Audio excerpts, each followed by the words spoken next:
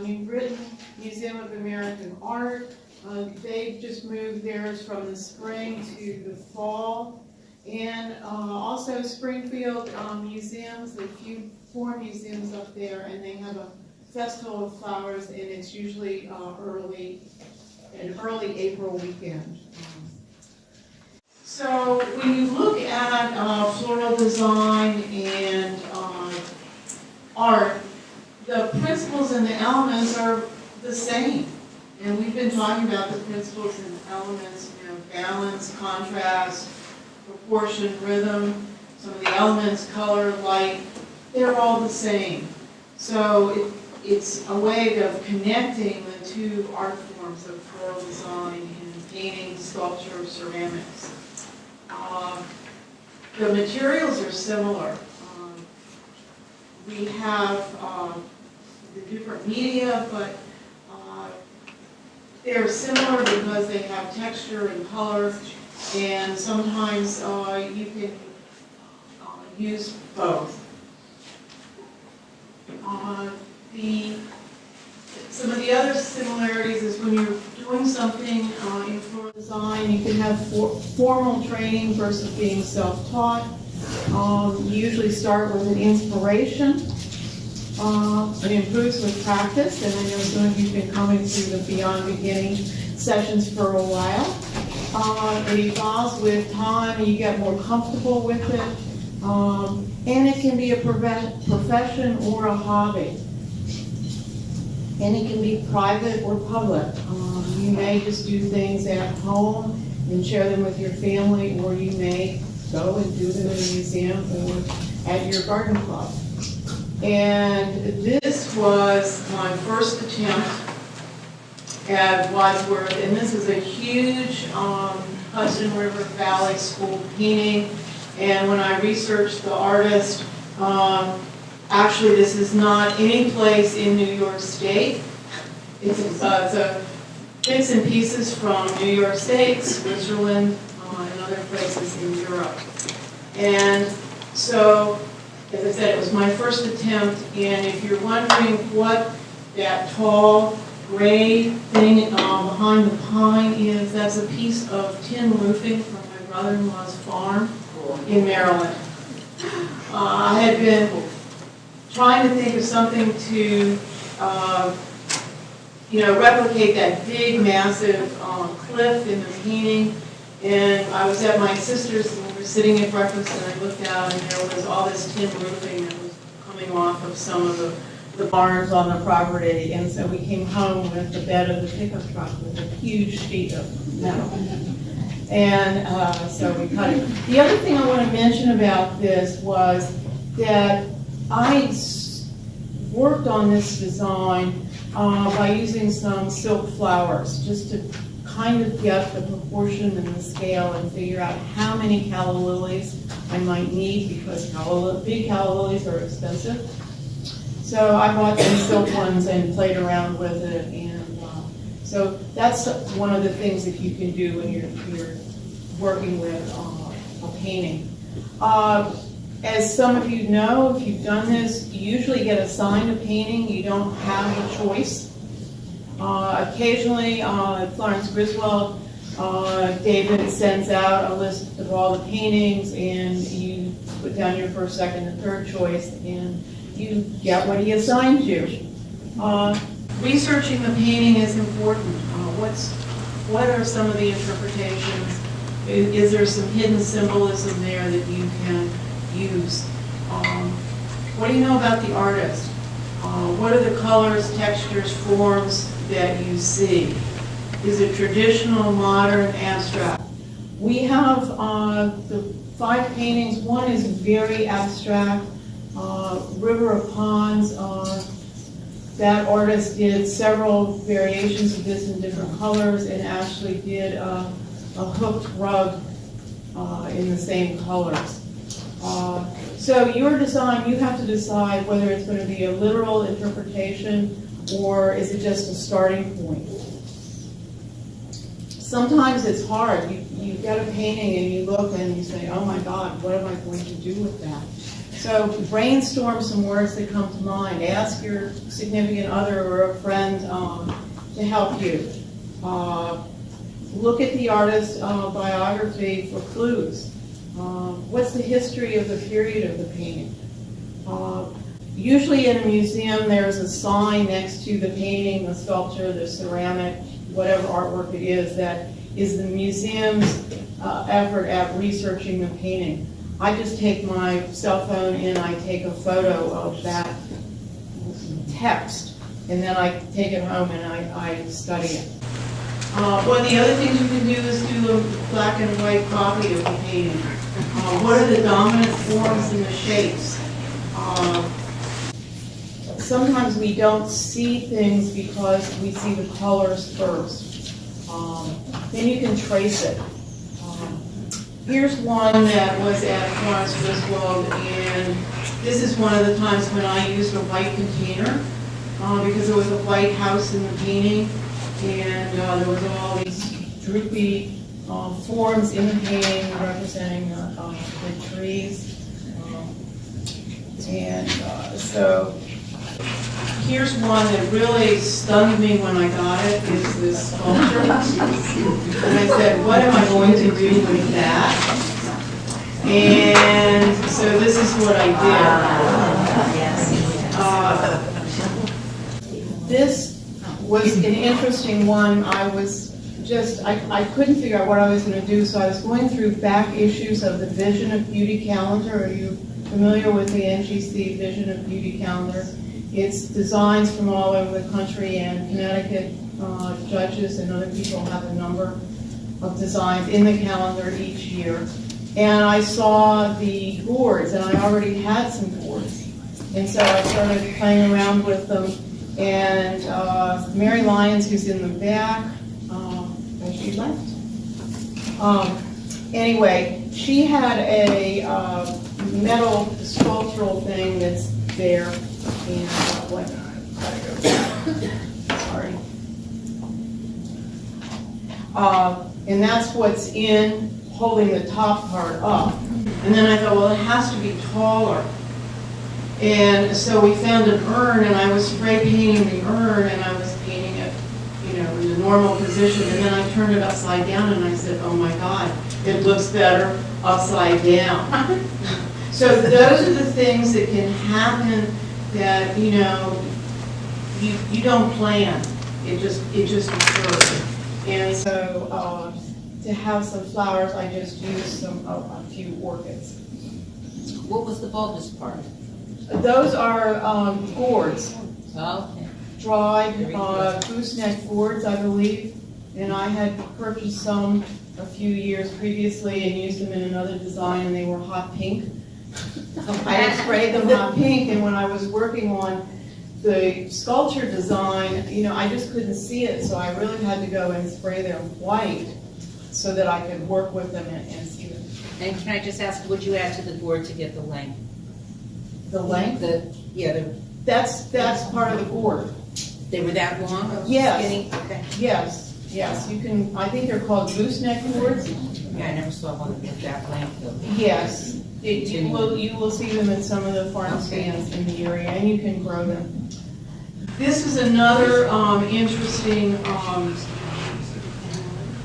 painting. You see how it's the one up on the wall. It's called First Pull, and it was like 8 by 10 feet square, and it's high up. And when I was sent a colored copy, that big curved blob in it looked gray. So I got a gray container. And then I went to see the painting, and it was blue. It was almost a turquoise blue. So that is the key thing. Always go to the museum and see your artwork in person if possible, because it is sometimes very different than a color copy or what you would see online. And can you see the design down in the lower corner? You see how far away it is? And the size relationship? And that's something that you need to pay attention to, is you wouldn't want a very small design to relate to that painting. So this is what I did, that in researching the artist, he painted everything flat during one of his periods of time. So I did the opposite. I really focused on texture and form in addition to all of the colors. And I was lucky that I found that container. This is another one that I had fun with. It's the Bather by Picasso. It's very small. It's not even a foot in size. And so I looked at this and said, oh my. So this is what I did. I happened to have a container that had little bits of glass glued on it. You've seen those kind of mosaic ones. It was kind of in the same colors as the cow. And then just for fun, I put that big tortilla on the side that was the leg sticking out. Oh. That was my bit of You know, it's not something that would get a blue ribbon at a show, but I had fun with it. And you'll see here's one of the designs where I used fabric under the design because there was fabric in the painting, but it also just softened it. Some museums, they say you cannot cover the pedestal. And you also need to pay attention to how big your pedestal will be. This was an early one. I don't think it was my best. There was not a lot of color in this painting. Trish? Yes. When they say you may not cover the pedestal, do they mean all of it or any little part? Usually they mean don't drape the whole pedestal. If you want to have an underlay that just covers the top surface, that's usually acceptable, or a bit of fabric to drape down. Chris did one with violins once, and she had some nice fabric, and that just really made the whole design stand out. This one was interesting, and this was my first experience to needing to pay attention to where the design is in a museum. If you're under a heating vent, because the things did not last because there was air blowing and dried things out. This is one we had fun with. My husband and I have a small antiques business, and it features milk bottles. So when I got to choose the painting, I chose the one with the cows, and then I said, what do I do with black and white?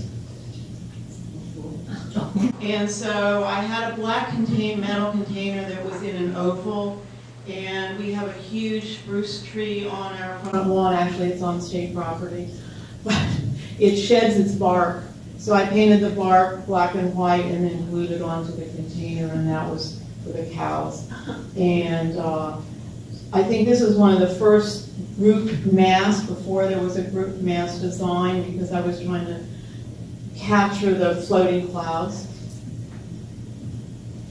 This was one in New Britain, very traditional painting, and I happen to have, that's a lamp base. And it had an opening at the bottom, and I thought the brown captured the brown in the painting.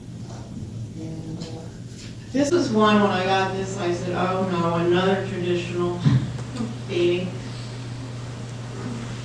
And so this was another grouped mass before there was grouped mass. And you can see the brown fabric because I was trying to have something to capture all that soft movement that was in the painting of her dress. This is an interesting thing. Some of you may have an affordable fabrics near you. They sell fabrics, fairly inexpensively. And I went in to look for some brown fabric, and I found brown fabric, and I got it up to the counter, and when they turned it over, the back side was much better than the front side. It was not as shiny. So sometimes, the reverse of fabric is just what you want.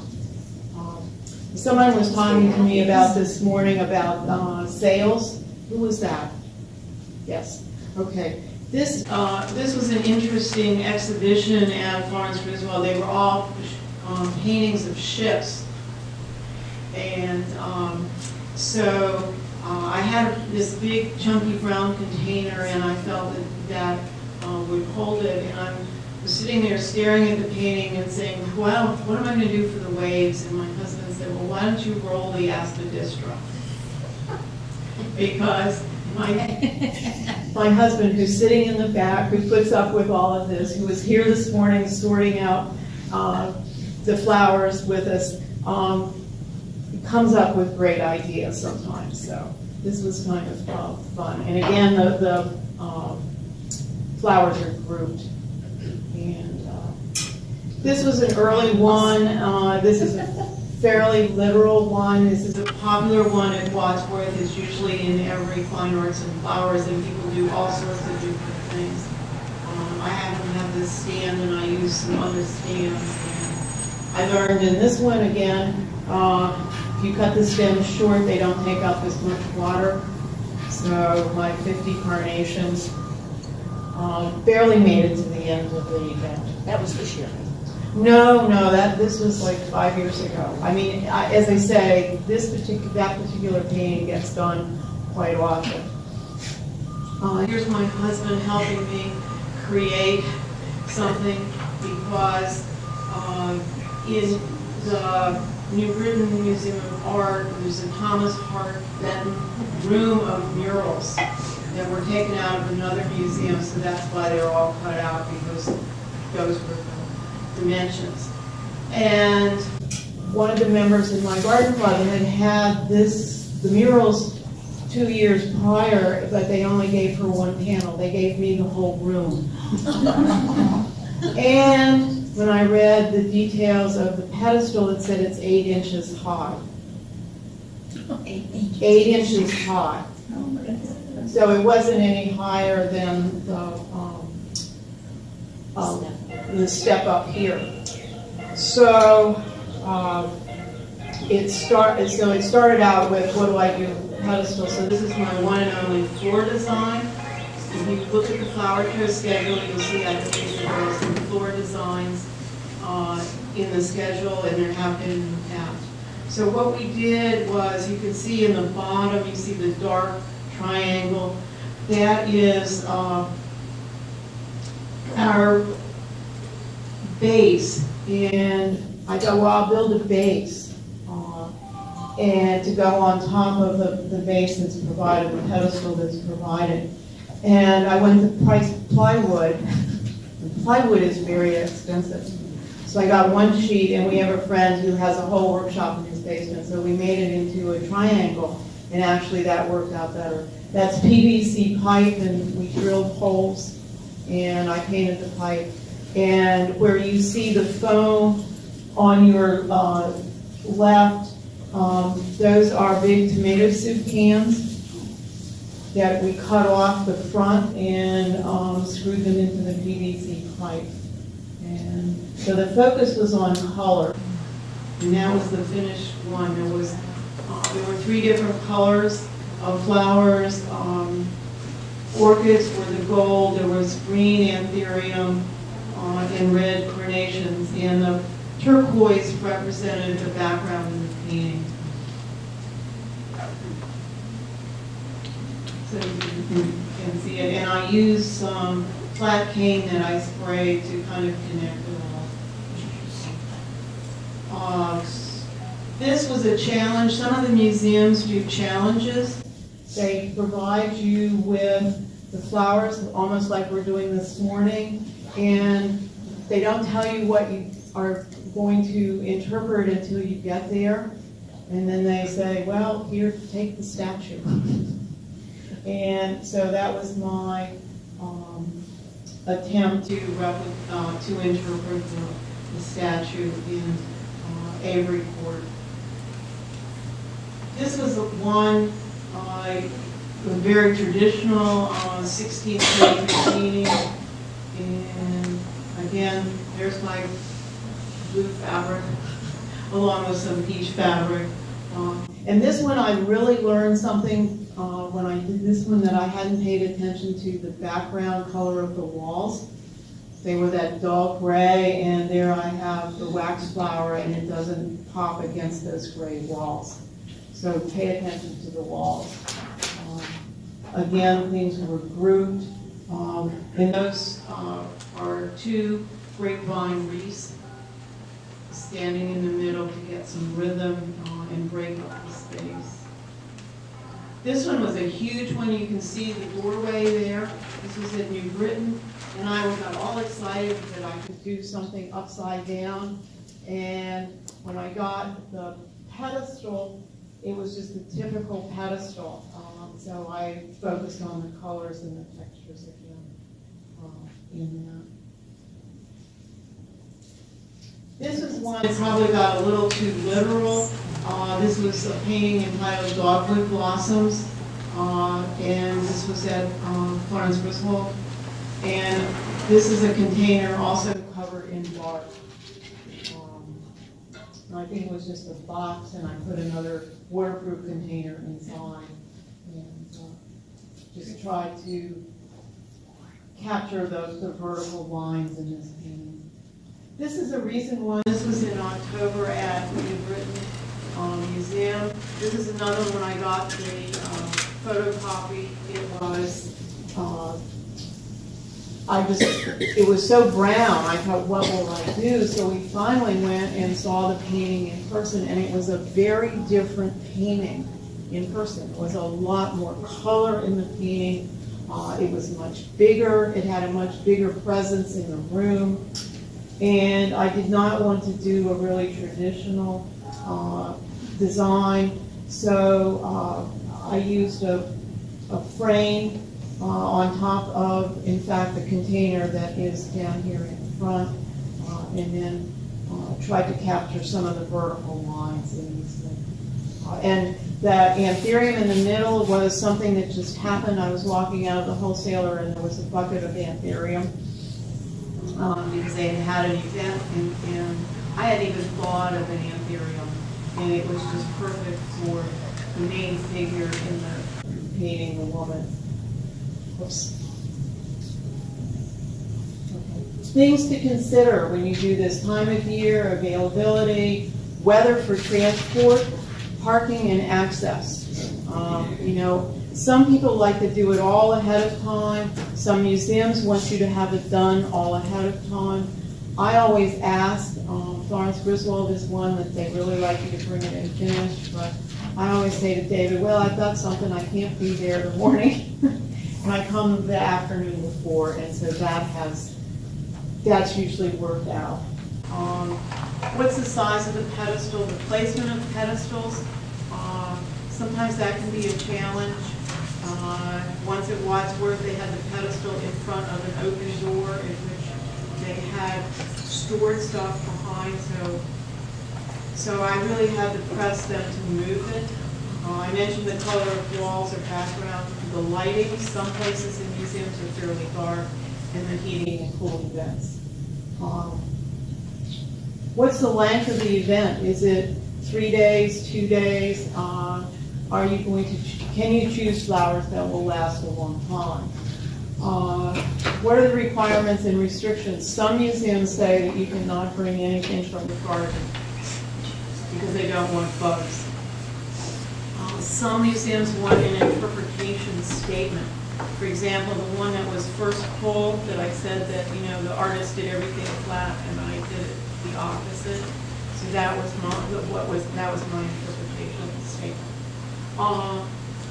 Some want a list of plant material, and sometimes there are prohibited materials. Go and see the artwork, see the lighting, and at some museums, Wadsworth in particular, you can work as a team. Your garden club can do an exhibit. I know Manchester has done a team one, right, Linda? Oh, many. Many. And as the end here, just have fun. Because people who come to see this are going to be wowed no matter what you do. Because most of them think they can't do it. So they're impressed by whatever you do. So, are there some questions about this? Yes. Could you make these photographs available to us? They're wonderful. Certainly, we'll put them up on the web. Great. Okay, I think that's the easiest way.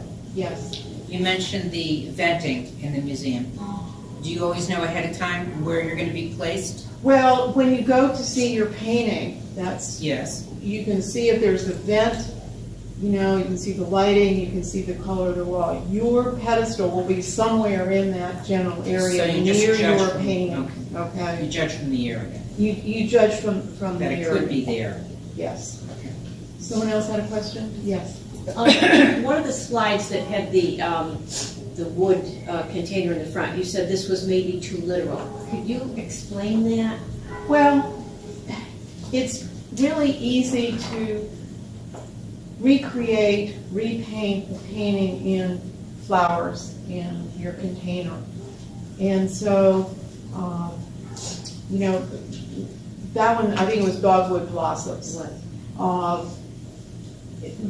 I was sort of repainting that painting. I think it came out all right because it wasn't real dense, but it probably was a little bit more literal than I would have liked, but that's just how it happened.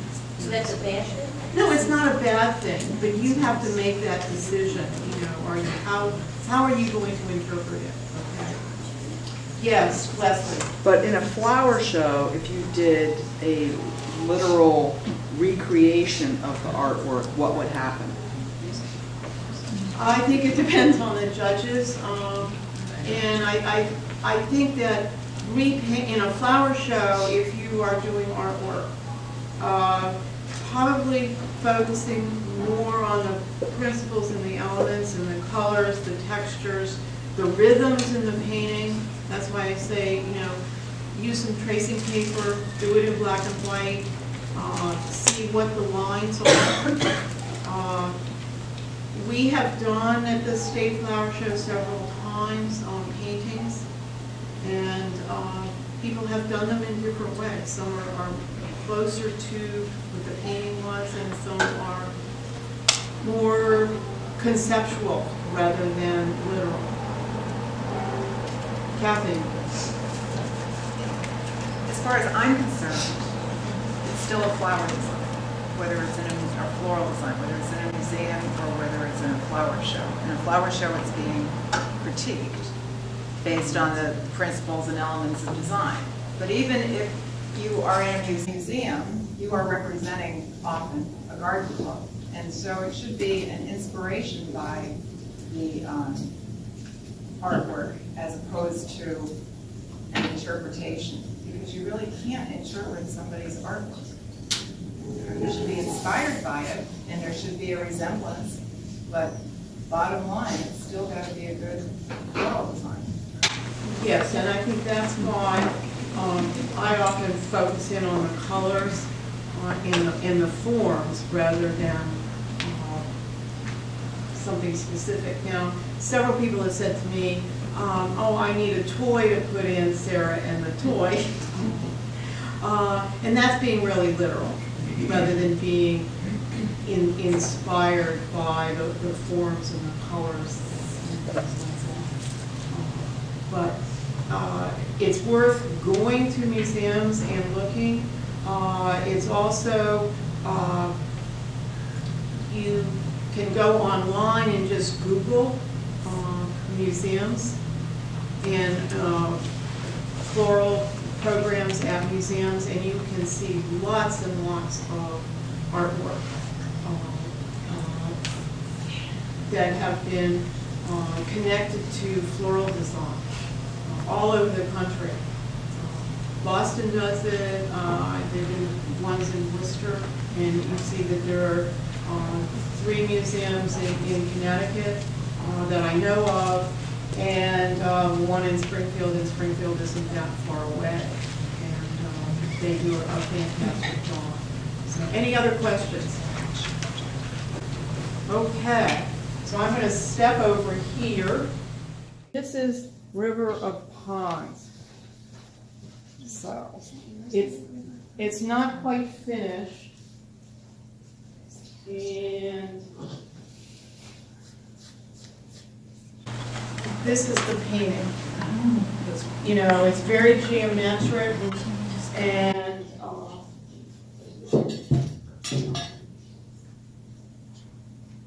so someone who was here last time, we were talking about how to do this painting and we were just conversing and I said, well, you know, why don't you make some sticks? Okay, Margot. And pardon? I didn't do that. Okay, well that's good. Well, I have been having fun with yarn. I'm not a good knitter, and mainly because I can't read the directions. But I really like yarn. I do some rug hooking. And so this fall I have been doing some wreaths with yarn. And so I wanted to just quickly share this with you because that's how I did this. This is an embroidery hoop. And I figured out that, you know, wrapping one strand around was very time consuming and it didn't give me much bulk. So I experimented with some different things, and this is paper cow, and it's just wrapped and it gives you bulk. Okay. And then this is what I do in the car. Wrapping one strand of yarn like this is just time consuming. So I tried 2 strands and then I tried 4. So this goes very quickly if you do 4 strands. That's even less safe than being on your cell phone while you're driving. Your strands in the car. Well, luckily somebody else is driving. And that keeps me from complaining about, you know, driving.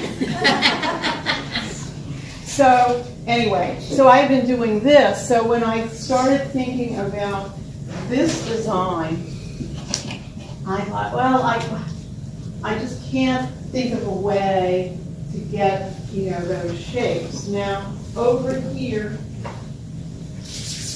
we have some equisetum that, you know, you have used in previous workshops here. So that would be something that you could manipulate. So what's here is river cane. And Catherine brought some in to show you. It's like a bamboo, but it's very light. But it also has, like the equisetum, it has these cross pieces, so you can't go all the way through it. So it's very lightweight. So I use that for the square, and then I said, well, how do I get the curve? So in here is metalino. Remember we've used metalino before? You know, it's the thin cane. So I stuck 3 or 4 pieces in the open ends of the river cane, because one of my things is that you have to be a floral engineer and you have to be a MacGyver. There's always a solution to something. So using the U-glue dots or dashes, I stuck the curved part of the metalino in, and then I did a paper towel thing, and I wrapped the whole thing, this part with the paper towels. This is two wrappings of yarn. And then when I looked at the painting, I realized there was a line around everything. So that puzzled me for a while, but then I just took some gold wire and did that. And then I had the thought that I would use this square container, and in the container is a half a block of foam cut in half because I'm chintzy. And on top is the new black floral foam. This is a new product. It's probably not widely available. Even my wholesaler, they only bought 1 case and they have put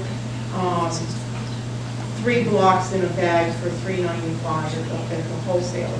But I just wanted to try it out. This is what it looks like when you buy it. It's gray. And this is what it looks like when it's wet. And what they are showing is if you put this in a glass container, then you have essentially a black container. And I thought, well, I wasn't sure that I wanted a lot of green covering up my foam. And I wasn't going to use a lot of flowers, so I thought of using the black foam. So what I did is, as I said, I cut regular green foam in half, and that's in the bottom. And then I cut this in half and put it on top. And I've got some of these black stones that I happen to have from something else. And I put those on. Because one of the things, and this is where the engineering mentality has to come to the fore, is I didn't want to put the yarn on top of the wet foam because it would just whip the water up. So that's why I put the rocks in. And I said, well, how do I get these to stand up? And so what I did is I bent pieces of the gold wire into like a floral pin shape, the U shape, and stuck them in. So, I don't know what you think of this one, but it's fun to work this out. And I'm not sure that I'm going to meet all of Kathy's principles and elements here, but I'm trying to use a minimal amount of flower just to capture the colors. Now you see I do not have the gold that's in the painting, or the orangey color there. So I don't have that as a flower. And related to what you said about going to the museum and seeing the colors, when we first got this, I have that one, you could not see navy in the picture. And it wasn't until I went online and looked at his other versions that I realized it was navy in this instance, or blue, whatever the color was. Yeah, They really the colors don't stay true in different media. So you have to either say it's not going to be exact, or try to make it. You have to get in the front here and see.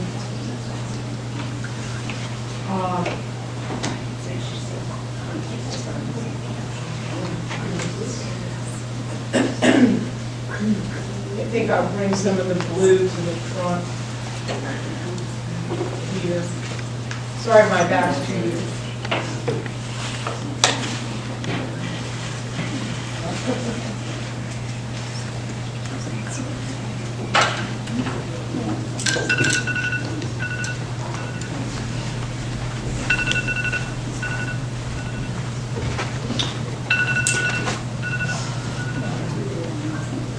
So these are conceptual. I probably didn't do as neat and tidy a job on this as I might have done for the museum, because I was experimenting and I just didn't have time to go back and redo it perfectly.